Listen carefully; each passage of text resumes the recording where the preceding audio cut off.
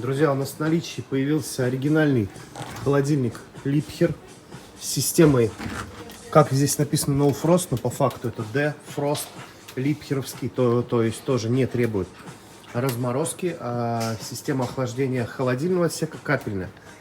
Оригинальная, родная комплектация, все целенькое, холодильник широкий, 75 сантиметров, высота 2 метра. У него два компрессора, это оригинальная Германия, цена всего 26 900 рублей.